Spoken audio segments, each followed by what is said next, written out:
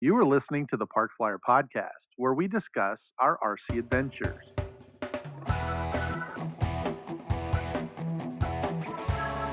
Welcome to the Park Flyer Podcast, where we discuss the ups and downs of the new RC Flyer. Join your hosts, Michael and Jay, as they take flight at the park. Now on with the show. Exactly. All right, everybody. My name is Michael. Welcome to the Park Flyer Podcast. We'd start that over again. Hey, everybody. Welcome to the Park Flyer Podcast. I'm Michael from Arizona. With me always are my good friends. Jay from the hills of Texas. And Shannon G in Mesa AZ. And we'd like to welcome you to our podcast. We appreciate your patronage. Thank you very much for joining us. We always look forward to you listeners reaching out and giving us a like, a subscribe. Help us with our channel. Give us a thumbs up there on our YouTube channel. I've been starting to get more and more listeners and some people responding, so we appreciate that. We always love to hear from our listeners. It's always a pleasure. So we may not respond quite as fast as we could. A bunch of old guys and technology still kind of I'm all like, hey, somebody respond. Oh crap, that was like 3 days ago. My quill is out of ink. My quill I cannot is out of ink. reply. I must get a squid. That's right. Squeeze the ink out of it. That is funny. So, well, we're excited about this episode. It is coming out prior to all of our events. The first event coming up is our Winter Warbirds event, and that's held at Sun Valley, and we're all excited about that. There's a couple guys that have asked, when those dates were, and they're going to try and come out. And then, Tony does a really good job with that, and it's always a fun time. And I think Shannon and I will try to be out there. I know there's a couple other guys that are wanting to come out. And then right after that, what is it? 2 weeks later, a week later? 1 week later. 1 week later. One week later is the Arizona Electric Festival. That's right. We're excited to see. I think is the not an inaugural year, like a 29th or 30th or something. Well, it's the 21st, so now it's legal to drink. Oh, well, there you go. So the Electric Festival is almost an adult. That's right. But so it's coming along really good. We're our sponsors are lining up, sending us products. And we're already got registrations been open for a while. Got quite a few registrations already, so that's good. That's always a good sign that people are coming out. I've got people from San Diego. I already know that are coming. Wow. A couple of people from California, like Southern California too. New Mexico, I think, Vegas area. Some of the guys from St. George are going to try to come down. So and then I've got a lot of people from like just south, like Tucson, Sierra Vista. That are coming down, part of our sponsors will be well represented. I don't know if you guys saw it. I've had a logo for the AEF since I took over, kind of like the, AEF. It's got like the wings. We'll put something in there, a picture or something. Well, I figured, this is the 21st, and I had seen a logo for. There you go. There you go. That's the good one. Yep, that's and will always be the logo, but. What I did is I want something a little different for the 21st. And even though we just had the 20th, that Eddie came up with a great logo. Right. When it's on the shirt, he does all that. Yeah. But I was thinking, I saw this logo of a fighter squadron, like the 21st, and they had playing cards, like a jack and an ace, 21, blackjack. Right, so I'm like, I kind of want something like that. And so I kind of like, okay, let's play with this. And my Photoshop skills are intermediate at best, even though I do some of that stuff for a living, but I don't doctor too many photos. But I'm like, I'll try something. So I actually came up with something. I think it's on the Facebook page for AEF, but I think it came out pretty cool. Hey, look at that. That is very cool. I found look at those aircraft. That's nice. That's very nice. So it is nice. I've had like a pack of those airplane recognition cards since I was a kid. Yeah. And I started looking, I go, oh, man, I like to find like what's a good jack and what's a good ace. Yeah. And I was going to try and have like one prop and one jet, but like the colors of the cards were too different. It would have looked wrong. So I just picked like the Jack and the Ace, and it just happened to be the F4 Phantom and the F14 Tomcat, which are probably the two best jets in existence, as we all know. Sure. In history, at least in film history. So I kind of grafted those on there, and I think it looks pretty cool. So I'm excited. And today I just ordered the decals, commemorative decals that all of the pilots will get one of. So. Oh, very nice. Yeah, and so I got to bring some extra cash for a shirt or a hat. Or there you go. Yeah. So as far as I know, he's doing the shirts now. But I kind of like, I'm here. I sent this over to him. I sent it over in like the format he can, split up the colors and do it that way. So I'm excited. Yeah, I was like, I got something in my head just said I'm going to make my own logo this year. I can, There you go. And then Eddie will clean it up and make it even better on the shirt. So that's even better. Well, that's exciting. I think that's a really cool looking logo. Well, thank you. It's going to look good on a shirt, and I'm excited. We're doing the usual, Friday, Saturday, Sunday, just wide open frying on Friday. Saturday we'll do our traditional noon show, and what we're hoping for, we'll do our usual gaggles, which include, World War II jets, weather permitting, the UMXs. That's always a kick when you get all the UMXs out there. There's a couple guys. If I can get a couple more guys, I'd like to do like a World War I, kind of dawn patrol, because that's always kind of cool. We usually do that for a lot of the more scale events too. But there's just not as many electric guys with World War I planes for whatever reason. I don't know why, but so hopefully we get a few out there. Do that. And then the big new one is the T-28. So if you got the big, which you have, bring your big. I have that. Bring your big T-28. We're going to do at count right now, probably 6 to 7. Okay. We'll have in the air. So that's why I'd like to see up in, and we'll kind of do like a mock demo race, so it's okay. You go ahead, or you slow down. You just kind of, talk through it. Just, I don't want people bashing into each other, We've seen that before. Those are pretty exciting though. They are, but not with that big a plane. That's a little dangerous. Yeah, that is a big airplane. Yeah.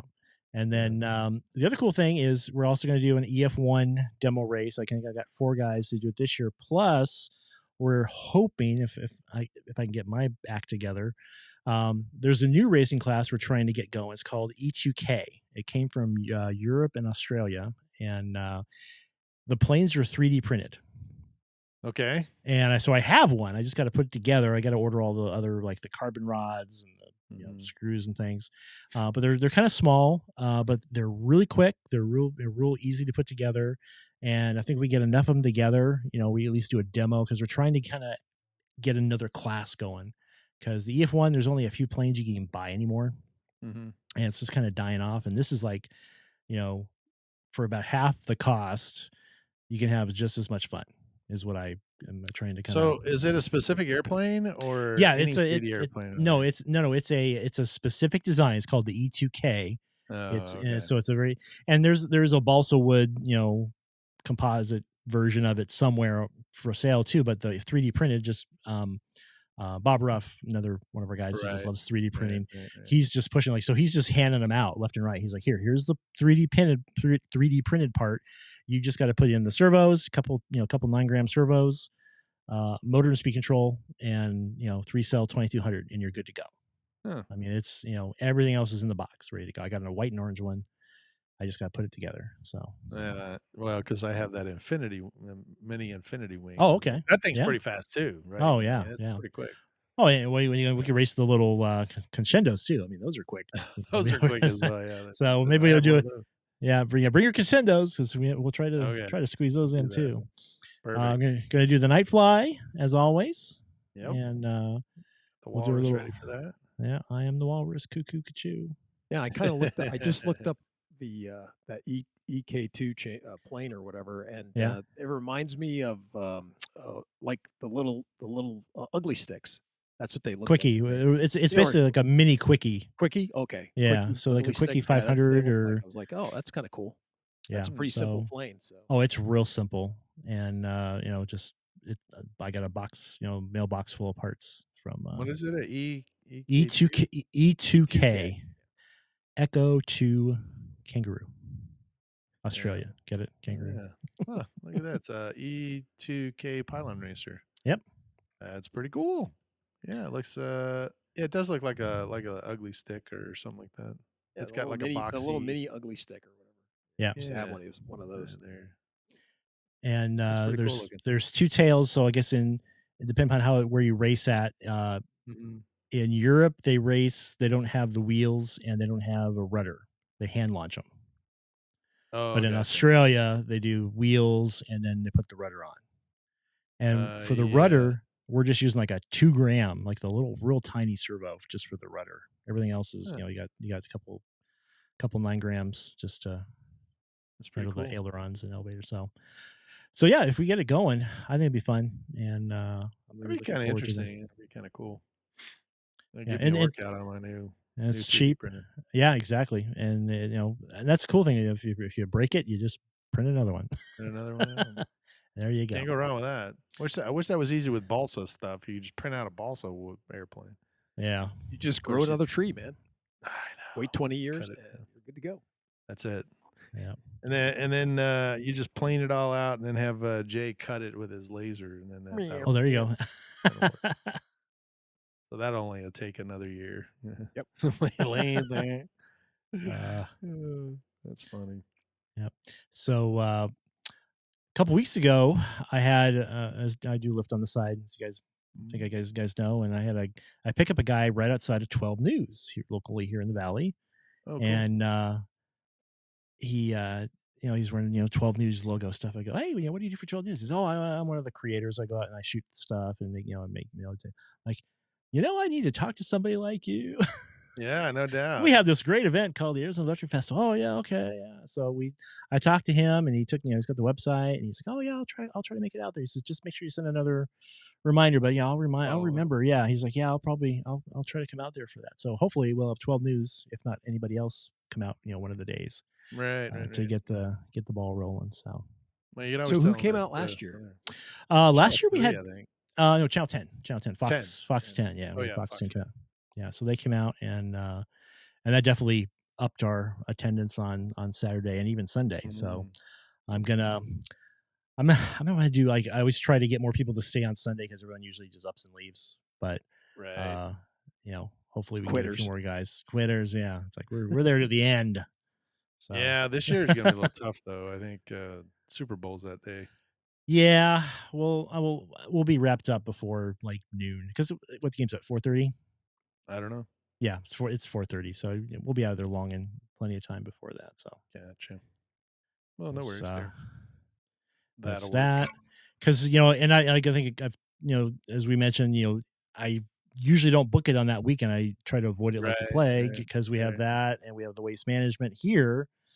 And so my kind of thing is I'm pushing to the news stations is, if you're tired of golf and football, why don't you come out and watch some model airplanes fly? And That's it. that's kind of what I'm pushing, that hey, there's other stuff to do in the valley besides golf and football. Yeah, just watch them golf football or cars. Golf, disc golf, Disc golf.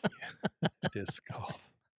Well, my wife said to thank you for not pushing it to the 14th, because you did that one year, and that was we wound up spending the whole weekend there. And she's like, it's Valentine's Day, right? Yeah. I was like, well, what do you know? So yeah, so you're with the two things you love, her and airplanes. Two things you love. Yeah, it was funny. What's the when I was second one? right when I was really young, when I was really really super young. Actually, Shannon's seen it, but when I was super young, my wife would always have a guitar, and my wife would say, "You hold that guitar more than you hold me." So I actually had a custom built guitar, a Gibson, custom built, that had to put her name in the stock. That way, I won't ever be accused of not holding. Yeah, her. So, very smart. anyway, that's the one that Eddie was playing. That one that he showed up. So you're smarter than you look, Mike. I know, right? Sometimes, of course, she didn't think it was funny, but I thought it was hilarious. Oh, come on. It was great. I was going to tell you too that I just got on the phone a few minutes ago with Scott from Scott Berryman. He's been on our podcast before. He's from up in Colorado, so he was talking about trying to figure out if he could make it down for that for this. Nice, well. awesome. So if he comes down, you'll have somebody from Colorado there too. So hey, there we go. Yeah, awesome. So he's trying to figure out if he's got. I know he's got the day off, but he's like, yeah, I got to decide if he's going to fly before then and come down or just come hang out with me. I Yeah. think he was trying to make Winter Warbirds too, but that's 2 weekends in a row is kind of tough. So Yeah.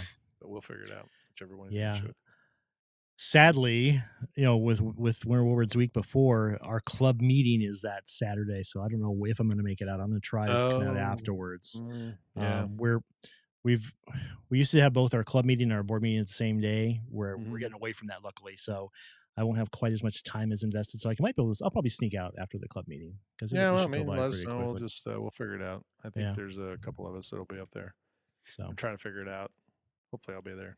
I got to look because I think if I came out by like noon, then we could still throw something together and get absolutely. In the air. We can do that. So no worries. Well, what else is exciting? You said you had a couple of other items that we got vendors. Any new vendors this year? So right now for vendors, we've got good old House of Balsa and Zap, and Zap's a little different this year because Paul was the West Coast distributor, and he just decided it's time for him to kind of come back a little bit, so he sold it back to Robart, and so he's still a rep for him, so he's going to come out and do that. And he's going to try and bring out more of his House of Balsa stuff. He's going to start to get more of that back out, and some of his kits and other accessories that he used to make. So, he used to bring a lot of those boxes out. I know that's a lot of work, but he's a lot of those kits out. Yeah, and then Superstition Hobbies. I went and talked with the gang over there. They'll be out setting up a booth, and they were going to try to do Jet Rally since I know they went to another event the week before. I think it was a helicopter event or something, so they couldn't make it, but they're definitely going to be out there.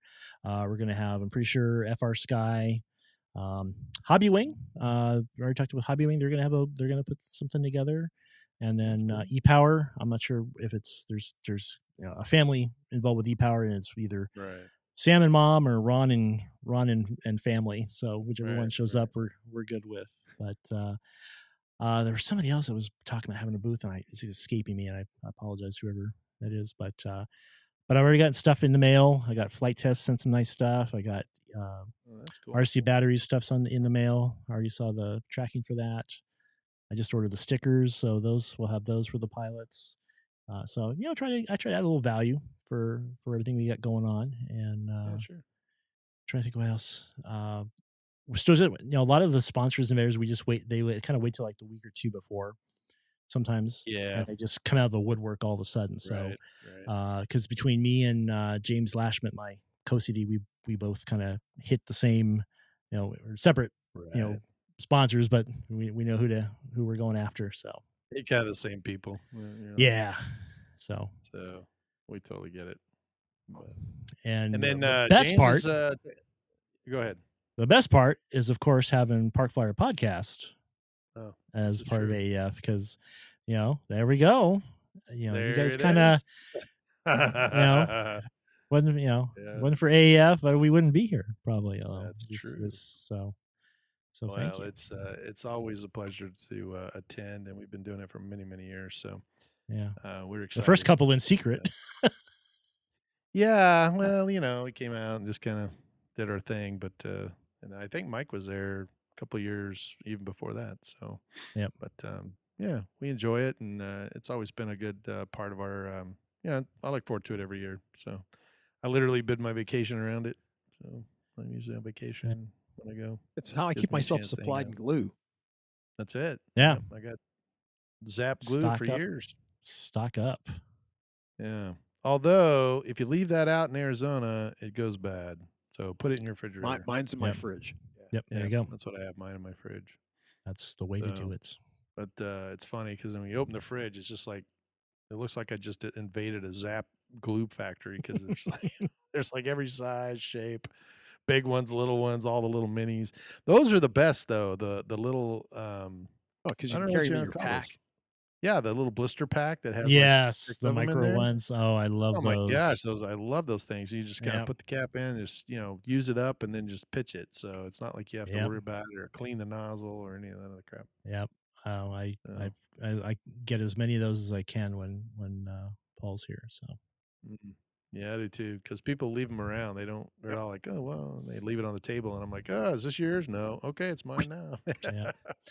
And we're going a little more simple though for the like for the pilot and staff, if you remember the jet rally, we just did like little wrist, little rubber wrist bracelets. Yeah. We're just going to do those, and of course the number on the back, and then you can fill out all your pilot information. But I just figured, I'm filling out those cards all the time, and I'm making them. It's like, I don't think anybody really appreciates them as much as I do. So I'm like, let's just do that. That'll be nice and simple. So a little less. Yeah, no worries. One less thing to worry about. But well, and a lot of us, like, I have a name tag on my hat usually anyway from Sun Valley or wherever I'm at, and usually do all that kind of stuff. So it finding people, and it's good that people can just go up and ask, hey, what's your name? What I still might do though, just to have, and I this is something that just kind of came to me, I'm going to get a thing of those "Hello, my name is" stickers just to have there. And if you want to fill one out, great, just do it. Boom, slap it on. It's not a good idea. Not your official badge to get in the place, but right. I do like the bands though; those were awesome. Because I thought that was a great idea. Oh yeah. And it's not like, when people come in and out of the gates, that's like, exactly. If you just look down, they got a green band on, they're supposed to be there. If they got a red one on, then they're a crew. And if they don't have one on, then you go, hey, where's your band? So. Yeah. I think I got orange ones for everybody and then white for the staff. So yeah, whatever works. Switch up a little bit. The color, but a little spicy. Color. So are the band guards going to have tasers this year or what? That's it. Oh, no band. Psst. Here. Yeah, they're like shot. They're like better find it. They're like reverse shot collars. If you don't have one, you get zapped. Tasers. You. That's terrible. Fire up old Sparky. Good old cattle prods for the gate guards. Right? There we go. All right. So where can we go to register? Because I still need to do that. So we can go to www.azmodelaviators.com and just look for the Arizona Arizona Electric Festival link under the events, and it goes right to filling it out. And we're just same price, $60 for the whole weekend. Awesome. Doing 25 a day if you do it in person. Just don't get all the perks like the one thing we haven't even mentioned was the pilot raffle, which is where all the pilots or all the sponsors wares and stuff goes to all the pilots. In the background, there's my pilot. Yeah, he got a Viper jet. Yeah, everybody got something last year. The three of you guys got big airplanes, and I wound up with a couple batteries. Yeah, we've prided ourselves that every pilot gets something. So. I can't give everybody an airplane, sadly, but it's as you guys know, it's totally we do a blind round robin draw. You just you pick a chip, that's the number you get, and there's no cheat and no nothing. It's just you get what you get. So right. And if you want to trade afterwards, or I've seen that happen. Oh yeah, guys. It's like a white elephant gift exchange. Oh, I got that instead. Yeah, even Shannon tried to trade with me with some turbine oil. Wound up getting somebody else got to him there. He's like, "What did you get?" And I go, "Well, let me see what I get, and then I'll tell you if I want the turbine oil or not." And then I wound up getting something that I didn't need either, so I didn't need either. And I couldn't use either at the time. Couldn't use either, so it was funny. Yeah. So, but it worked. That was very, very cool. So well, we're excited. We're getting ready for it. I'm trying to get all my ducks in a row, get all my stuff finished so I can get some airplanes and prepared and ready to go. But I got to pull my trailer around and start loading it up. Yeah. So yesterday I went out to go fly in, and I only took one airplane. I took my P8 Poseidon, the 737. Oh yeah. And I get out there, and I get it all set up. It takes a little while to get it all set up, and I get out in the flight line, and the rudder just goes like just barn doors to one side, and then I'm like playing with it, barn doors the other side. I'm like, oh great. So I take it off. It's a pretty easy part to take off, and like when I took the servo out and just went circles, and I was like, And the guy's like, well, you can just you don't need to fly it with a rudder. I'm like, who needs that piece? Yeah, any rudder. Most people can't do this anyway with their thumbs. So. Yeah, that's true. Yeah.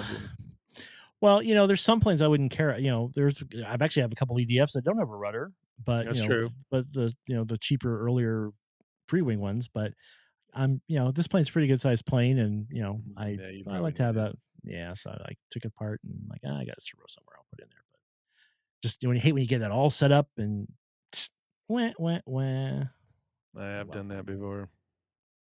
Sounds like you had a Well, broke at least you gear didn't there. forget your radio. We've done that before too. Oh, Get everything, all your setup, and for a turbine, that's even more, because that's like a 20-minute setup or 30-minute setup. And you look down and go, "What the heck?" And you realize, yeah, your radio's sitting on your you bench put it back at the right shop. next to the door so you wouldn't forget it. I did. Yeah. Exactly. It's exactly what happened. So lucky for me, I got friends that'll be like, "Ah, here you go, just go fly this one." So it usually works out. Yep. I don't have to worry too much about it, but it works out. So we have fun. Well, good. Well, so you'll have that one ready. Pretty sure. I'm hoping to have. I don't have any like new planes. I've got planes that I haven't.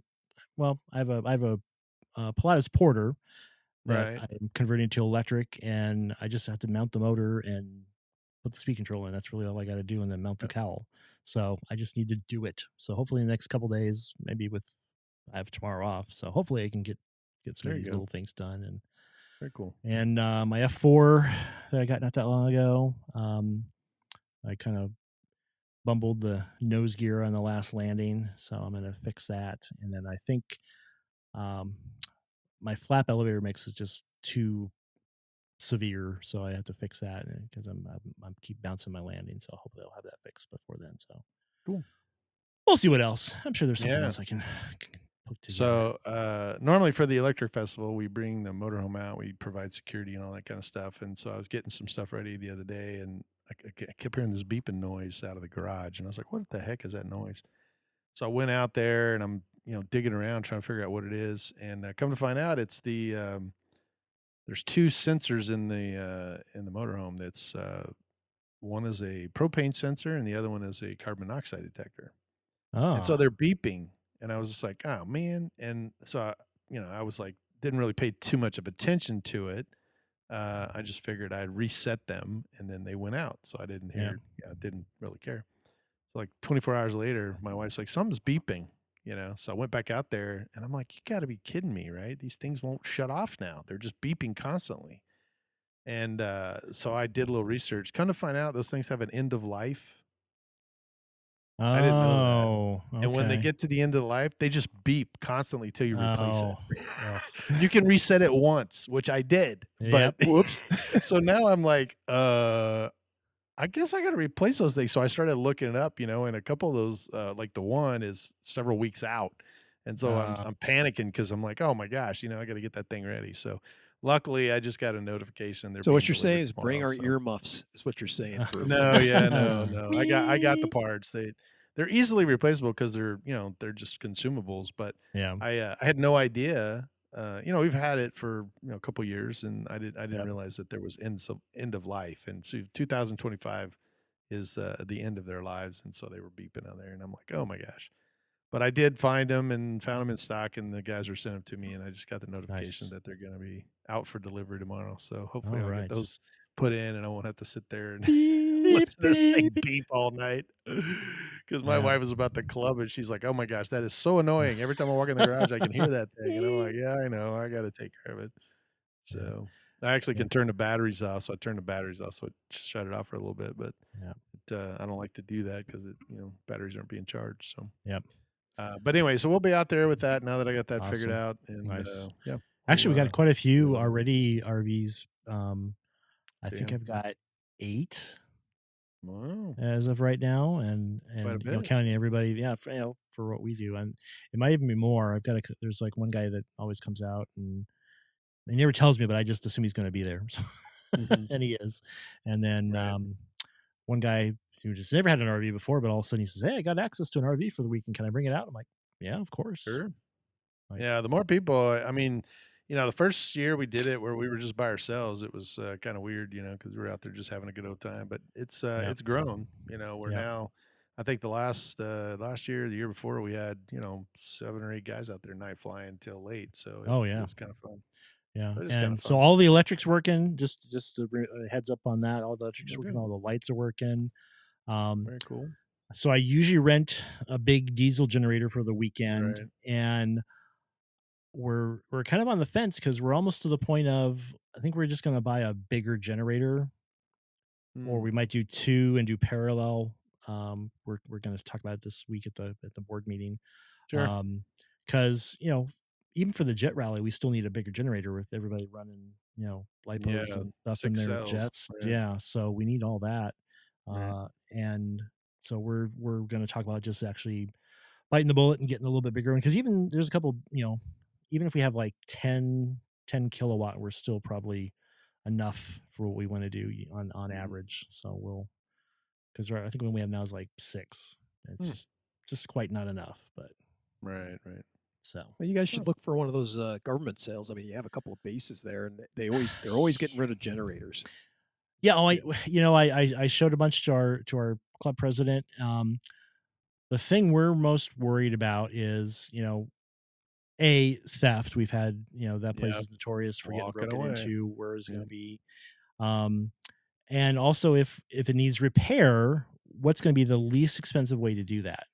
So like if we buy, and you might laugh, but Harbor Freight's, the quality of their generators has gone way up the last few years. I don't know if you've known or not. Even if you buy one of their high kilowatt or a couple of those, one breaks, you just go and you take it back and you get a new one. You don't. There's no fixing. So it's like we got a Harbor Freight 5 minutes away from the shop, from the field.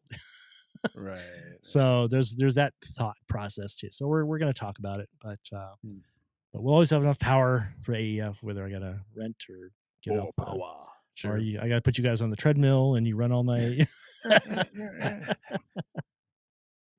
Yeah, I've done that before too. I was up all night chasing airplanes one year. We should have had a windmill up there. That would have done. Yeah, that's what you need. Now you're talking. Yeah. We probably should get one of those out there. There's a couple weekends where we could have definitely powered the whole weekend with that. Could have powered the whole weekend. Very true. Well, if you haven't already registered, please go do so. I'm guilty as that as well. I need to jump on there and register for the Electric Festival, so I'll make that happen. And then Shannon's pretty excited with the new logo this year. We appreciate that, and we hope to see you there. If we do, come on by and say hello. Normally we're shooting the show there, so if it looks like we're all sitting there with our headsets on, talking on a microphone, and probably in the middle of shooting, but we love to talk to you guys and love to share our love of the hobby with our listeners. So unfortunately our 30 minutes are up, so we're gonna let you go. I'm Michael from here in Arizona, Jay from the hills of Texas, and Shannon G in Mesa AZ. And we'll see you at the Arizona Electric Festival. That's right. You have been listening to the Park Flyer Podcast. Thank you for joining us, and we look forward to your next visit. Please give our show a star rating and review, and feel free to email us your questions, topics, or suggestions to parkflyerpodcast@gmail.com.